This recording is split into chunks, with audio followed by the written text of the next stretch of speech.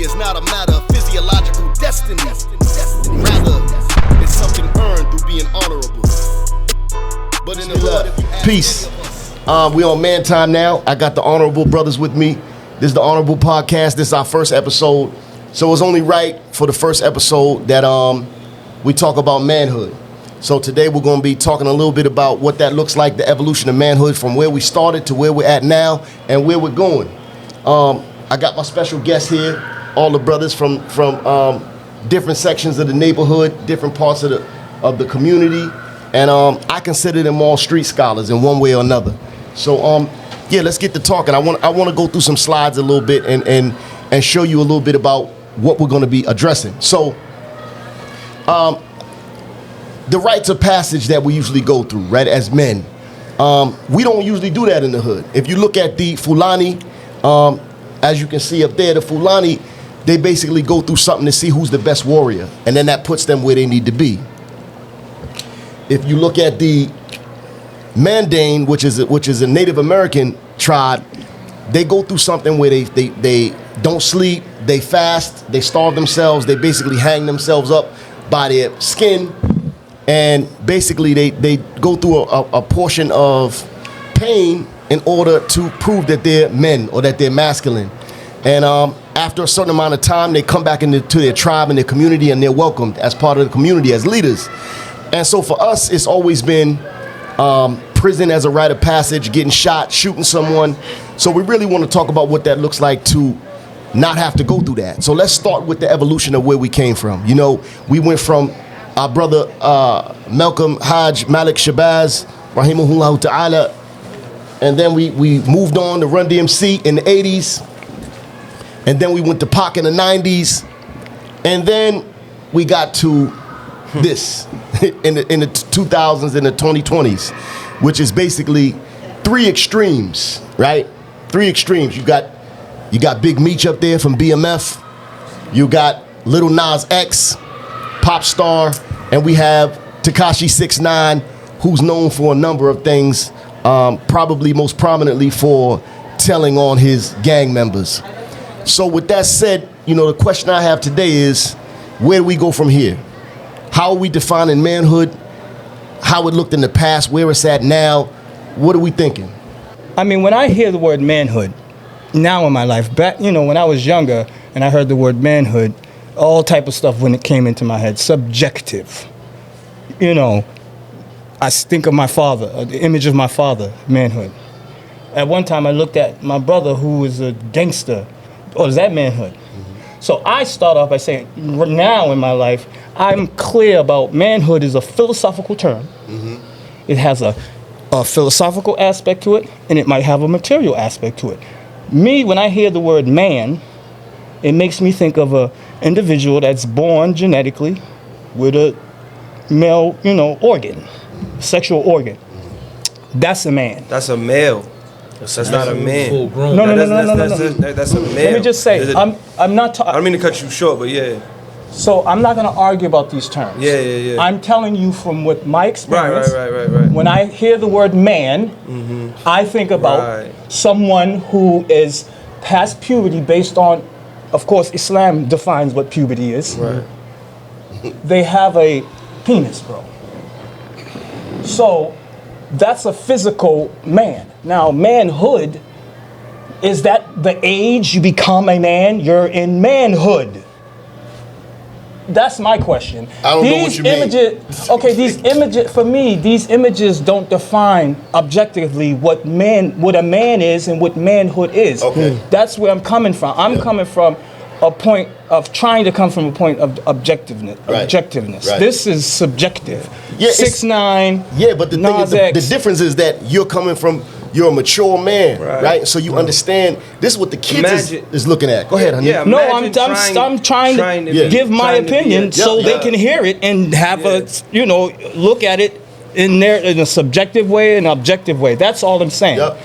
You know, for me, when I was younger, I know that the way I'd seen as manhood, in reality, isn't manhood if I use, you know, the Quran and Sunnah about and use that as a foundation for it. That's all I'm saying. Right. I think that I agree with you. I think that that's the issue, right? You're expecting, Expecting, you know, a child. I never said expect. No, not you. I'm Oh, saying okay, the I thought you general. said- oh, you know, okay, I'm sorry. I thought you where, said like, me. Like the world. Okay, so if you're a 13-year-old, right? Who do you look up to? Especially, Right. a lot of us, we didn't grow up with fathers in the house. So how do we even know what a man looks like? And then, you know, there's Genetically. Yeah, see, but I mean, for me, A man, to me, first have to have I the agree, same But personally, sexual I organ as disagree. me. But that doesn't mean. So you mean to tell me your boy Lil Nas X is a man? That's a man. If I don't know. define, okay, let me answer. Yeah. If he got a penis, yeah, he is. All right. Well, so And so I mean, how you define What's it? the argument? So I mean, that like I agree with you in the All sense right, that it's that's all a I'm saying, certain bro. term, but I don't agree with you in that sense of he's a man because It's to philosophical, me because you're applying so philos- right. So if that's a philosophical term, then But it's how do you both. expect to? philosophical. So I think that a and lot. I think that a material. lot of like now, especially right now, there's a hot button term that toxic masculinity. Right. So a lot of people, even just being a man's man, being a man, you know, like if you're not conforming to what society said, like the politically correct. Now there's an issue. So these narratives are pushed on us. Why are these And the narratives agenda pushed was on pushed us? It's on us. this agenda. Exactly. Why is that being pushed on us? Because the reality of it is that they want to take the man out of the household. You know what I mean? So we, as a kid, like I'm saying, like at 13, 14, you're trying to figure out, okay, well, what does a man look like? What is a man? Like I said, my pops left when I was 13 years old. Who did I look up to? I looked at dudes in the streets. I looked at my older sister's boyfriends. They were all drug dealers and gang members, bro. This is who I'm looking up to. Mm-hmm. So I'm thinking that this is what I should emulate to be considered a man. Right. You know what I mean? So the reality of it is I was picking up on those quote unquote toxic masculinity, but that's what I thought. You know what I mean? So let me follow Yeah. up on that and think like, okay, so we look at these three extremes, and as you said, they're subjective. They don't represent manhood in its totality. But when you're a young kid, this is manhood for you. This is what I it looked get like. it. I get it. Now, to your point, if Lil Nas X is not a man by your definition, that is Big Meech. Is he? Are you asking me? Yeah. I mean, but so by the definition, what was the definition? We never really defined. Right, we it. didn't- I'm saying by you, So by your I mean, definition. personally, Yeah. he has some Established, principles. bro. He has some The more that he definition stood on. first. He has some principles and more that he stood on, and Yep. he stood on that no matter what the consequences were. Yep. And I'm not saying that what he did, what he's known for doing or allegedly did, whatever, Yep. was right or wrong. I'm saying, standing on something. The reality of it is even his son. Even him being away for however many years right now, and he might not have been the best role model, it still was something that his son, right or wrong, looked up to. And I think that I feel like if you have these morals and these principles that you stand on, You got some qualities. yeah. Yeah. But I'm saying, as you know, African Americans, Black people, period. It's different for us. I think, you know what I'm saying, growing up in this country than it is for anybody. You know what I'm saying, anybody in the world. So, like, just like he said, his father, you know, at 13 was not in the household. I met my father at 7 years old in Walpole. So, you know what I'm saying, like, growing up from that point, I went to my mother and said, "Mom, who's my father? And what's his name?" You get what I'm saying? So if you're, like, what I learned, every time I wasn't around him because he suffered from the same thing I did, you know, disease of addiction. He was in and out of prison because of, you know what I'm saying, because of that. So it was people that I was around that told me about him. And that's what I put together as, I'm his son, so this is who I'm supposed to act like. You know what I'm saying? I'm trying to mimic a ghost because I was never raised with this man. I didn't know, you know what I mean? So I think it's a lot of us that grow up in the hood like this. But as time goes on, like, we're getting watered down more and more because of what society says. Did you ever get like being around the hood with people like, "Oh man, you just like just like your dad, Yeah, and that and was what kind of- all right. from negative Right. actions. So again, if I displayed negative actions, you're just like your father. That was in my household. You know what I'm saying? My mother told me that on a bad level. Like, it's not a good thing, but I mean, your parents can only give you what they got. You get what I'm saying? But I'm just saying, like, as we going on to this generation, what kids look at, you're right. this is what they look at, because they look at the gold, they look at the money. Everything is about, like, honestly, I feel like this generation, we kind of need that 60s, 90s thing. Like, nobody is culturally, like, aware of who they are. You know what I'm saying? You talk to, like, black kids nowadays, they, like, the N-word is used from everybody's a nigga. You get what I'm saying? Right. So if you ever listen to one, like, if you watch TikTok, you watch Facebook, and you listen to how they interact with anybody, the police, they're calling them nigga. Right. Like, yo, nigga, don't, you know what I mean? So this is like, yo, bro, we've lost, you know, because like growing up, and I'm quite sure you understand it, even when you was younger, use that word, you was told, you don't use that in front of white people. You was told that, bro. Like, now, that's off the table. Yep. You know what I'm saying? So you think about when it comes to sexuality, when it comes to, you know what I'm saying, like culture, everything now is just like whatever goes. So look, so speaking based on that, so Hanif, you said that Big Meech has morals, and he has some morals and principles and values that he stood on. I believe that. I agree with that. But also, Lil Nas X got some values and principles that he's standing on. I don't think so. Tell me why. Because ain't he saying that he's not gay anymore? He's bisexual now and he likes women. So to me, it's like, so they were just talking about. They were just, because for me, I always felt like it was that he might be whatever, but for me, my personal, it seemed a little too over the top. Over the top. So I was like, okay, so let me play it up so I can get more looks, you know what I'm saying? And the reality of it is that he's from this era when do whatever you got to do just to get in people's face. You know what I'm saying? Even with Tekashi. So look, with that understanding, Meech is from an era where you do whatever you got to do under a different construct. Yeah. Right. So under Lil Nas X is under the construct of, if I got to be gay, if I got to do whatever I got to do, take my clothes off, naked, do videos, that's going to get me more likes. In the 90s and the 80s, when Meech was coming up, it was get money. If I got to take a life, I take a life. None of it's right. Right. If we're looking at it, so my point is like, we got to come to some moral absolutes. Right. Right. It ain't no free Big Meech. Okay, why free Big Meech? Right. Why are we freeing Big Meech? I need to understand that. Like, because he represents that era that we came from, where that kind of thing where you say, yo, this is a man's man. He got 500 guys behind him. He got $50 million, and he's out spending money and buying cars. Free Big Meech. But this was a man who was poisoning the community, taking lives. Free Big Meech if he changed. Yeah, but if he ain't changed, keep his ass just in there with the rest of them. I don't care. No, I'm saying I hear what you're saying, but on a free Big Meech, why? Because he's in a system that is not give a fuck about, excuse my language, I'm sorry, but care about any of us. You understand what I'm saying? It's like, and you got big pharmaceutical companies doing the same thing he's doing, and no one's going to jail. You know what I'm saying? These people are like living lavishly right now and got to pay you know what I'm saying, a $1 billion, $1 billion fine, but then, you know what I'm saying, you made 300 billion. So, I mean, come on. But but then if it's free Big Meech, how do we hold each other accountable? I'm not saying he should be locked up. No. I'm saying if he ain't doing the right thing, something got to happen to him. Because we can't have pariahs in the community just because, like Allah said. Well, kill him then. Get rid of him if you feel like you don't need to be in the community. It's not all about that. It's not all about that. Kill him then. Don't give him to the system because they ain't doing nothing. If the community and brothers are really honest about free Big Meech, you know what I'm saying? You should teach Big Meech. Right. You should teach. If we don't teach, how does he know? He might not know. He might only know one way to live, and that's the way he living.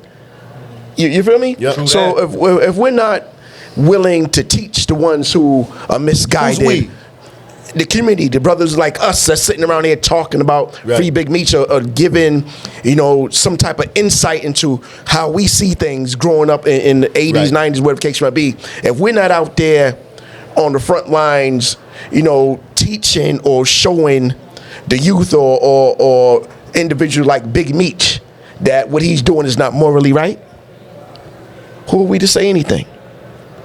I'm sorry, can you repeat that last part real quick? My thing is, if we're not out there teaching or showing the youth or individuals like Big Meech that what he's doing is morally wrong, How can we sit here and hold him accountable if we're not out there teaching? If no one's showing him or showing them that what he's doing is not right? Can I? Yeah. Do your build on thing. that? Do your thing. So I know in Islam when someone passes away, it's wajib upon someone in the community to be responsible Inshallah, to bury the body, right? Alhamdulillah, yes. So I guess we as a community, I agree, are responsible to teach people who may have forgotten wrong from right. But I'm of a person who believes that in intuition, there are some things that we're born with. We're born with a moral compass. Born with it. Every human being knows right from wrong. Now, the little small particulars, murder, that's a universal truth, bro. Everybody know it's not right to murder people. That means murder falls under unjust killing someone. Now, killing's different. Murder. So we're born with certain things of knowing from right and wrong. I think he Sometimes knows some people gotta die though. when he's selling drugs, or whoever's selling drugs, I think they know what they doing is wrong.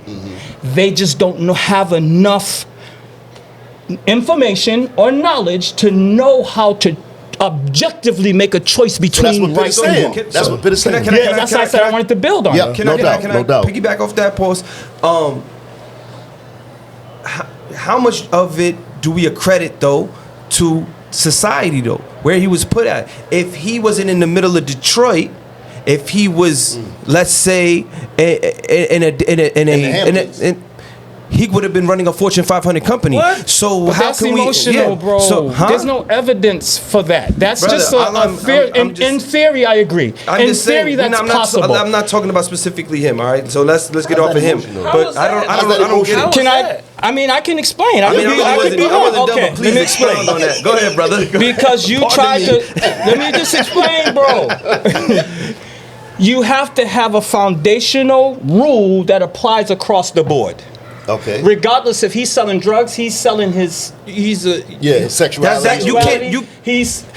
But I just wanna finish, bro. I didn't finish. If we were just talking about selling, didn't finish, if you talk about bro. selling Yeah, you drugs, cut him off right? like three But if you talk about times. selling You can't drugs, the do that. brother was just saying about how big pharma is selling drugs, brother. So we can't literally pick and choose which drugs you're selling is better than the other. Who's doing that? I'm not, brother. This is not a personal attack I on didn't you. even get the fit. I'm not. Brother, I don't feel go attacked ahead. by you, bro. Not at all. Go ahead. I was just trying to explain my perspective. Ain't Yeah, that we here please for? do. Yeah, go ahead, You go ahead, know, go ahead. And he was I'm doing the s- same thing. He can do that. I'm not stopping him. You did, but it's okay, brother. You forgive Proceed, me? brother. You forgive me? I always And I forgive forgave you for doing it to me, so we Alhamdulillah, great. Mashallah. So I'm saying we have to have a objective standard to judge every one of them on. You don't have a different one for him. You can't have a different one for Okay, him. so what's the standard? I'm telling you, it's from Islam. That's all I'm saying. course. And according to Islam, what he's doing, according to Islam, is not right. It's wrong. But what they- objective. But I mean, Yes, I think but what they're all three saying- of them you could say. Yeah, I according am. to I Islam. am. Oh, okay. Yeah, but, I am. but yeah, because what they're saying is Islam also takes into account, like in the time of let me finish, in the time of Umar when there was a famine, he rescinded Yes. the ruling of chopping off the hand because it was a famine. People were going to be stealing. Yeah. So he said we can't be chopping off hands and people Right, they people starving. hungry. Right, Exactly. they starving. So Right. you're saying based on Islam? I'm not talking about penalties right now. No, but my point is I'm what, just talking about the fundamental what they were rule saying that you was- apply to So everyone. what I was saying That's all. when you jumped in, what I was talking about was when you put put people in certain circumstances, right? Certain people are going to thrive no matter what. Like certain people are Right. going to figure a way. Some people just gonna survive, bro, or we gonna thrive. Certain like brothers, you put them in this situation, they're going to figure a way to make it out. And now, if they had generational wealth and certain access to certain type of education and things like that, they're going to be running Fortune 500 companies, like I was saying. So you have to take that into account. I feel like a lot of times we just look at it. Oh, brother was selling drugs. To hell with him. Like, Right. why was he selling drugs? What was going on in that's society? all true. Go ahead, my bad. Oh no! I was up. Go ahead. That's all true. But what I'm saying is, I don't hear any remorse in Big Meech's story. I don't know that he's kind of turned a new leaf over. He just want to come home just for the sake of coming home. And y'all, what I'm understanding is y'all are saying, yeah, and he had a right to come home just to come home. He doesn't have to have a moral obligation. He doesn't have to have a moral obligation to change because Big Pharma's doing the same thing. You're right. But my thing is the power dynamics are different because in our community, the black and brown people are being manipulated by people like Big Meech. And so we got to hold him accountable. Right. You know, I'm not saying, yeah, just bring him home because white people do it too. White people have been doing everything. Right. They're the big, the cisgender white male is the biggest rapist in the world. And that's what I'm talking about. He's the biggest drug sealer. He's the biggest thief in the world. So we can't hold that as a standard because if that's the case, you did. That's true. You did. You're absolutely right. There's no argument in that from me. But I'm saying this right. Like I remember having conversations in the masjid, and you used to talk about traumas and people's upbringings, and before you even deal or get to Islam or get to a person, we'll take religion out of it. For a person to get morally sound, you know what I'm saying? Like to get morally sound in life, you got to deal with some of these stuff. Facts. I don't know what this man was raised with. The significant things that happen in his life, because you know, as a child, there's turning points in people's lives. There's things that happen to them that kind of change the trajectory of how they go. Right. You get what I'm saying? Right. There's a lot of stuff that happens, so we don't know that. So for you to end up in the way that you did, we can't say that that's just how we see the full-grown version, but we don't see how that was developed into. You understand what I'm saying? That's true. So, and I say that because, like, I know that my personal story, some of the things that I went through, bro, at a time I was probably put him under the prison just the way that I acted. You understand what I'm saying, bro? So like it's like going through what I went through, bumping my heads enough times, it's like, all right, I got to do something different. I'm not saying that he's there yet, you know what I'm saying, on anything, but most of what we're talking about will not get the traction it needs to get for people to be like, yo, that makes sense, you know what I'm saying, as opposed to the white noise that you hear with the jewelry and the cars and the, you know what I'm saying? Why won't all it? of that. So it's like we kind of got to take the ones we can get and, you know what I mean, try to like bring up that, you know what I'm saying, portion of people. Because real. Bro, this is like, man, it's like climbing up a hill right now. Why do you think it won't gain traction? I'm not saying, bro, it won't gain traction in the sense where we're not. I'm just saying, like, when you talk about positive things, people were like, yeah, that's cool. You'll get an element of people that listen to it, but the larger majority of people are because they're, you know what I'm saying, like, caught up with so much of what's going on in society as far as, like, you got more people that's interested in, you know, TikTok or Facebook or, you know what I'm saying, like Twitter and things like that. And they'll do things just to get likes. You know what I'm saying, bro? So when we're sitting here talking this, if this gets on that platform, there's gonna be an element of people that's like, yo, they're talking some real stuff. How do we do that? Boom. Yeah, it will definitely get traction in that. Because there's a bunch of movements out there doing the same thing that we're doing. I think it's just that, you know what I'm saying, we all gotta come together to, you know what I'm saying, like kind of unify that or make that happen. You know what I'm saying? Right. Now tell me this. Can I ask something? Yeah, go ahead, Sheikh. You know, all of us on this panel is Muslim. So the first verse that was revealed, Allah, is what John says, read in the name of your Lord, right? So read in the name of your Lord is not absence of the guidance that we need in situations. So to give you an example of like what you were speaking about earlier with Big Meech. Yeah. When you look at Moses alayhi salam, he intervened in a situation and someone ended up dying, right? And his life was put in jeopardy, so he had to become a scorner. He had to go to a whole nother country to stop from being killed. But when he went from one country to another country, he was introduced to a spiritual awareness that gave him insight as to how to deal with that situation. So he was sent back to that same situation, and it was still existing when he went back, right? But he went back with a different way of how to handle it. So one of the things that Pharaoh said to him was that, I know about a deed that you did. What Moses did was, and what Imam Taymullah was speaking about, he took responsibility. He said that I did it then when I was in error. And see, this is what people don't know how to do for themselves. Is when you're wrong, admit that wrong. You can't put that on, well, they're getting away with it in society, then why can I get away with it? Because it keeps you in that same trap. And you never evolve into the manhood that Allah Azza wa Jalla wants you to have. So let's look at Little Nas X now. He's on the other end of the paradigm. Yeah. He's your son. He's your nephew. Yeah. He walks in with a pink dress and some fingernail polish on, and he says, I like men, or I think I'm a woman. So what do we do? So as spiritually guided people, we don't come up with our own ideas of how we're going to help somebody. Okay. You understand? We have a format that we have to utilize to try to help people correct irregularities in their lives. You know, so sometimes we may don't want to deal with people that have these different flaws in their life, but that's not for us to choose that. Allah Azza wa Jalla sent Lot to a whole community of people that were homosexual. So I'm sure he didn't want to be there. He was a prophet, but that wasn't his choice. You understand what I'm saying? So we have to sit down, like the gentleman was saying earlier, you know, and teach people what we have been taught. You understand? It's up to the truth to change that person's life. So then, with that understanding, right? I was the chaplain at Harvard, and there's an LGBTQ community there that's all Muslim. They came to me and said, listen, nobody knows that we exist. We need to have a meeting. So I said, okay, let's do it. So there was a young girl, she was the leader.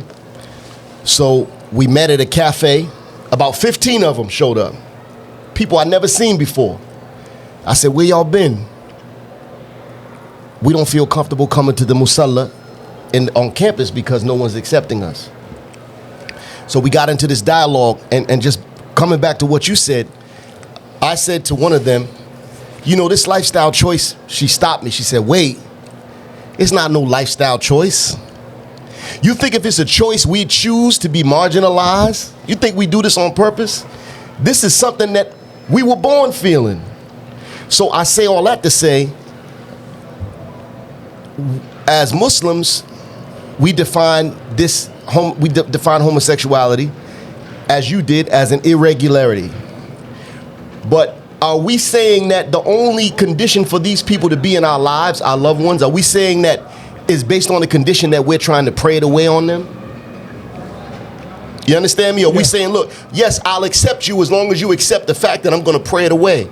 I'm going to pray over you. I'm going to make dua for you.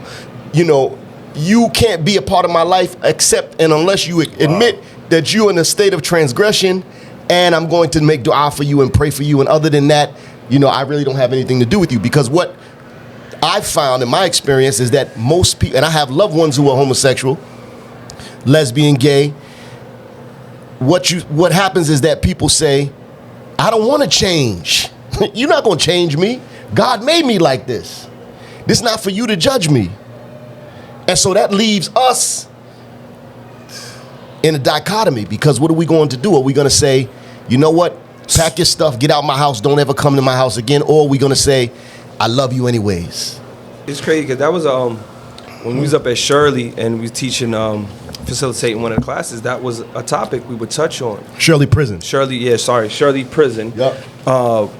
And I was teaching a class, and that was a question I would pose to everybody. Mind you, we all felons, we all upstate, we all doing time.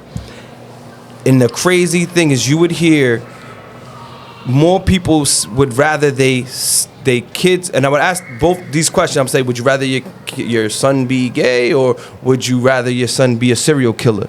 They would rather their son, and then, to me it would be so mind-boggling. You would rather your son be a killer as opposed to their sexuality. I'm saying, like, okay, having that conversation when she said, hold on, this is not a lifestyle, I don't choose this, that, and the third.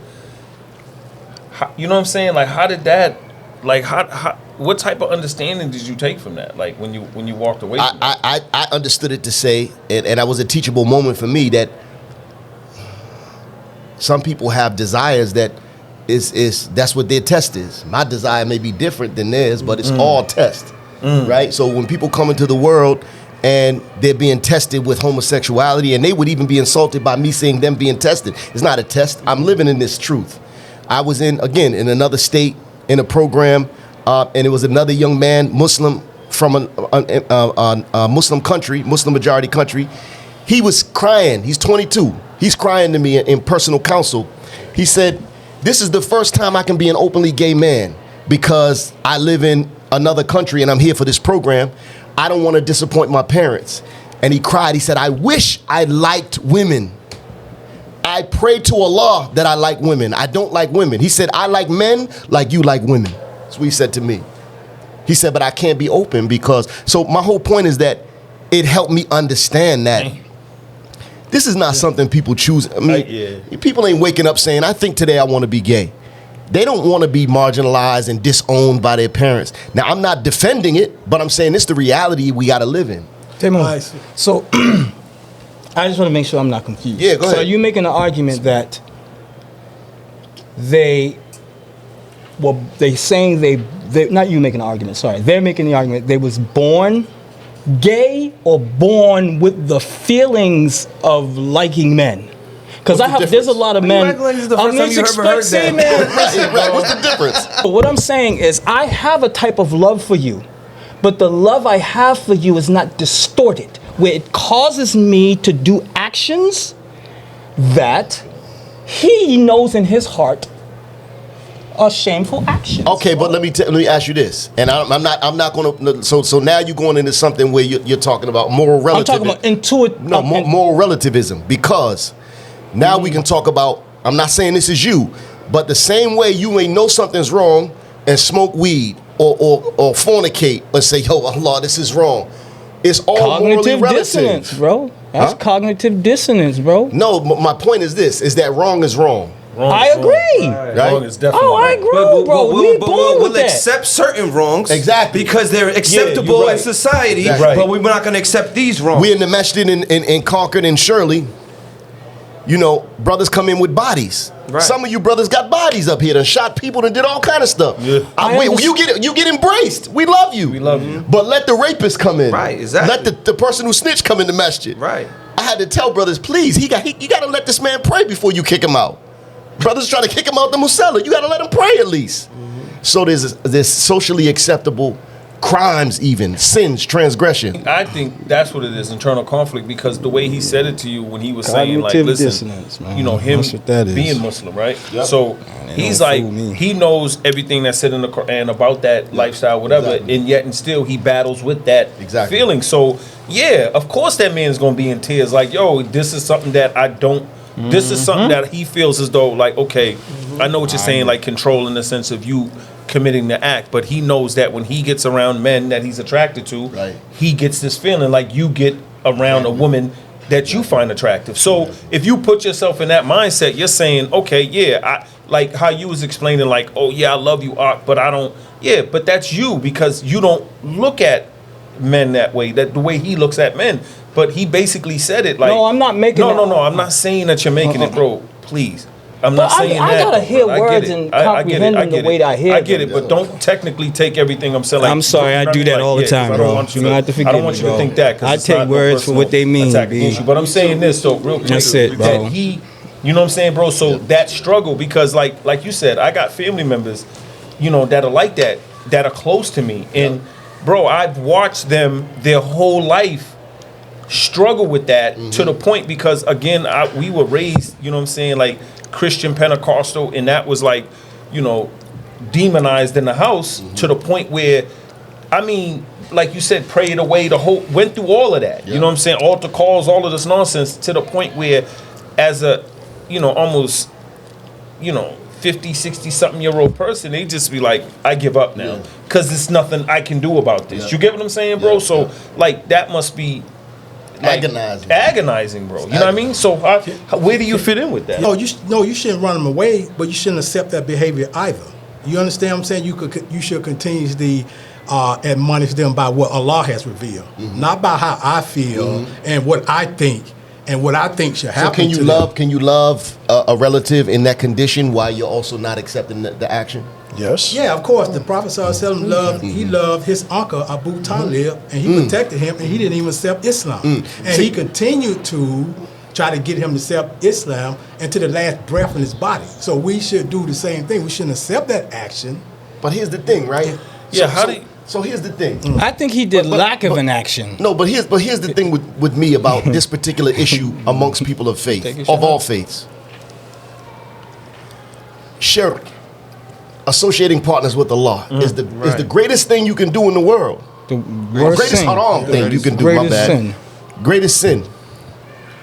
Right under it is khamr, alcoholism. We're living in a Christian society.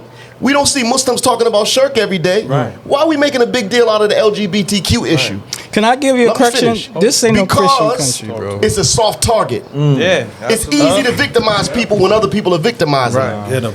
So let's talk about what alcoholism does to people. Every day we see it. Right. Why don't we see Muslims out on the street protesting against alcoholism, against the liquor stores? Even the Muslims are going to be, well, brother, you know, it took the Prophet Yup. Sallam some That's time what- before they But shit, before they prohibited alcohol, brother. So give the brother some time. If he was making the laws, then maybe we could do that. Exactly. So when we see ourselves defining manhood and looking at a guy like Lil Nas X, who is an extreme, of course, an extreme version, but then we define manhood in Islam, and then we want to shun everybody. I had one imam say in a meeting, if he smokes weed in your house, no problem. If he brings girls to your house, no problem. But if he's gay, kick him out. Like, where you get that from? What part of the deen is that? He just made that up, bro. And so this is how Emotional. we've come to define manhood, is that we pick and choose what parts fit our particular construct and then run with it. And that's not fair. That's dhulm nafsi. That's oppressing your own self if that's how you're going to look at life. You know why I asked you that? Let's each add one moral absolute on how we define manhood going forward in the 21st century. I got one. I say integrity. Okay, I would say spiritual intelligence. I'm gonna add one thing. I think But this is your third thing, but go ahead. you didn't. No, but you said we talking philosophically now. I was talking about. See, you ain't following. Okay, my bad. You ain't following. Number 3, go ahead. I'm slow. Go ahead. My number 3 is a philosophical, All right, I'm with statement. you. Those other ones was anatomically. Okay. All right. So I think before a male can possess manhood, they have to be able to distinguish between gender roles, and they accept that gender roles is objectively true. Okay, what gender? What's Meaning the role? a What's man. the role of each gender? Okay, a man. I'm gonna give you just one example. All right. If a man marries a woman, Yep. it is that man's obligation to look after and protect and provide for that woman. That's a gender role. Okay. And I think before you can possess Yep. manhood, you must have that and accept that as an objective truth. Okay, nice, good. Damn, So I we thought got. you was going to get crazy, bro. I know.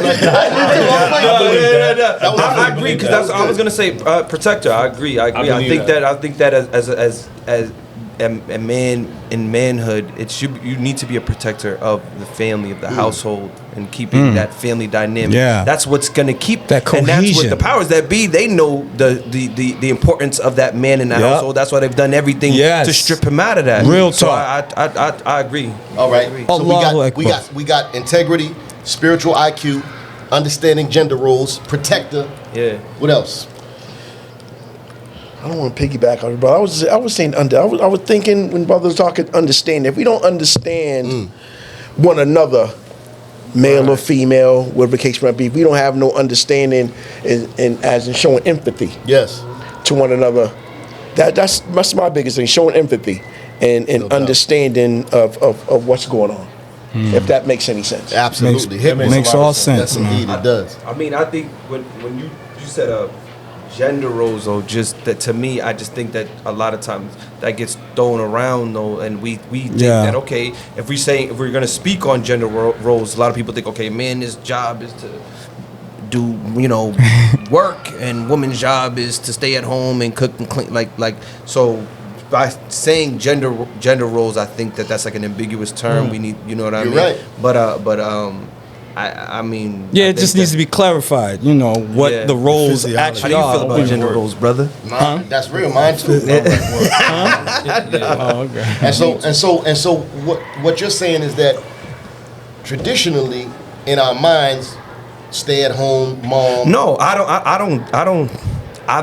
disagree with that because I do too. yeah, no. I know. I think society will paint the picture of what the gender roles are. Me and my upbringing, I watched my mom work 3 jobs.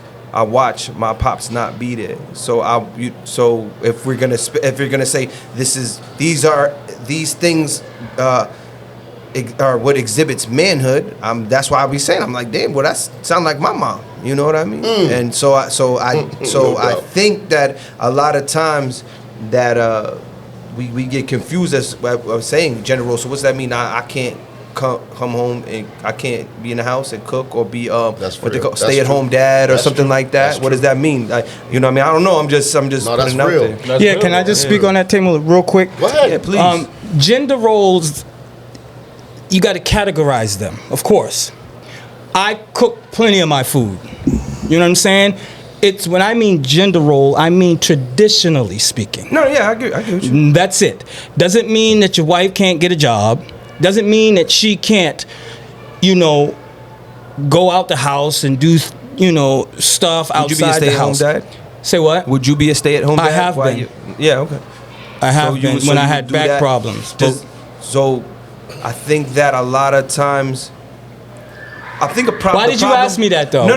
Because you were bringing it. You were speaking on it, and I just wanted to kind of. But I didn't get to finish the holistically what I was trying to say. Go ahead, That's continue, all. go If ahead, I continue. finish, maybe you understand. So I was just saying, there are gender roles, and I believe they're objectively true.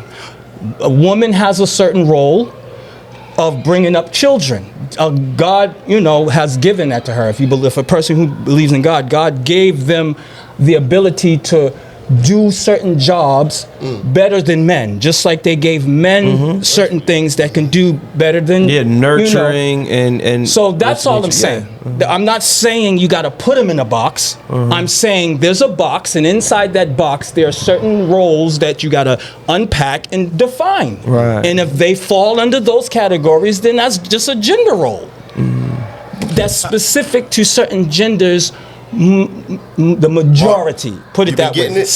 Statistically, it's higher. That's all I'm saying. I don't know. Come on, because I want to touch on it.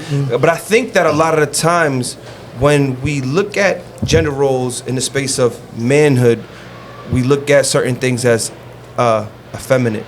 You know what I mean? Like, that's not something a man should be doing or something like that. Like, or give me an that's not example real something a quick. woman should be doing. A woman shouldn't be changing her tire or something like that. You know what I'm saying? So I think that it's like that. And I think that we do have these gender roles that are in place that society has put on us. And what happens is we get caught up in those gender roles. And the reason why I asked you if you were a stay-at-home dad, because a lot of sometimes that brothers may look at that a certain way, or somebody may look at that a certain way. So I think that that's dope that you. But all I'm saying, there are exceptions in life. Absolutely, We're not speaking this. The exception doesn't make the rule. Just because there's an exception that someone maybe was brought up with just a one parent family doesn't mean you objectively base society on that condition. No, you base it on the traditional one. And perhaps there's a situation where someone's raised by just their dad or their mom, then you got to deal with that. There's been experiments done comparing men raising children and women raising children alone. They have all right, Kevin Samuels, get on your shit. No, I'm just saying they have proven that when a man raises the children, they're smart. They usually become more smarter. They're less likely to be a criminal. Of course, if the father has the right, the conducive, lifestyle that's for them to. He's not a drug dealer. He doesn't steal. He's bringing them up based on these objective right and wrongs, morals. They're more likely to succeed in life than someone who's just brought up by their mother. This has empirical evidence for this. I just was researching it the other day. No doubt. So all I'm saying is roles. There's something there, bro. Why is this statistically shown? Because there's something there in the male being the leader of that family unit. You hit it. Agreed. Agreed. That's all. Let's end right there. Let's end right there because that's a beautiful statement. Can I just say one last thing? Go ahead. You know you got Allahu Akbar. You know you got.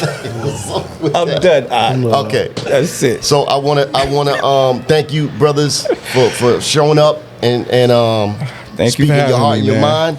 mind. Tune in next week. We're rating the Spentem store. Tune in next week. We're gonna be talking about how to keep your woman. I think you want to tune in. I'm not showing Right up from for the that. I Spentem can't store, help you. The Honorable Podcast. Peace. Peace.